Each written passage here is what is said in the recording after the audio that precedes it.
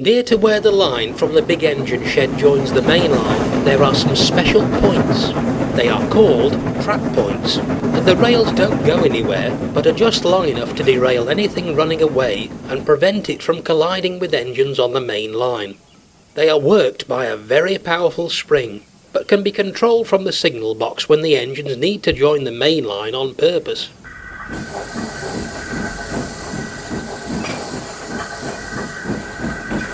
Henry could never understand why they were there.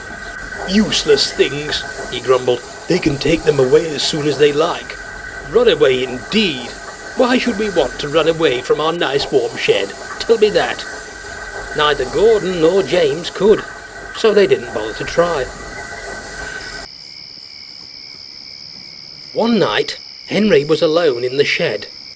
This was unusual, but Gordon was not due back until early in the morning, and James had been delayed by the other railway. Oliver, Donald and Douglas, along with Duck, were all busy at the other end of Duck and Oliver's branch line.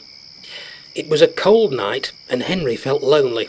He was glad when the firelighter came earlier than usual. Gratefully, Henry felt warmth spread through his boiler. He was drowsy and comfortable. "Running away," he thought to himself as he dozed. "Who'd be daft enough to do that on a cold morning like this?" Suddenly, he awoke. Someone was climbing the steps to his cab. It was the firelighter, who thought it would be fun, while no one was about, to drive an engine. He unwound the brake and moved the regulator, but nothing happened. Disappointed, the firelighter went away, without closing the regulator. Henry dozed again. When he next awoke, he could see that it was just getting light outside. Then he realised what had woken him. Steam was trickling into his cylinders. "It's too early," he thought. "Driver can't be here yet." Henry felt himself moving. He tried to stop, but he couldn't without his driver and fireman. He tried to whistle. He couldn't do that either. He neared the shed door. It hadn't been built to stop engines. Henry wished it had. "Ooh, ouch!" he exclaimed as he demolished it. It was cold and frosty outside. "Help!" thought Henry as he rumbled along. "I don't like this."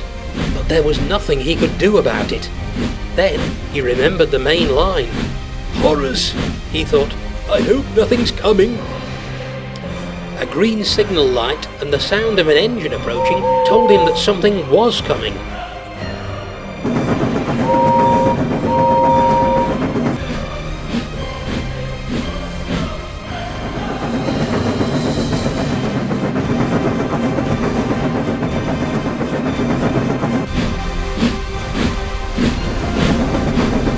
Just then, his front wheels slid to one side. Soon, his driving wheels left the rails too, and Henry stopped, leaning a little to one side. "Phew! That was a near miss," hissed Henry, as men shouted and began to run towards him. "Thank you, trap points. You can stay there just as long as you like."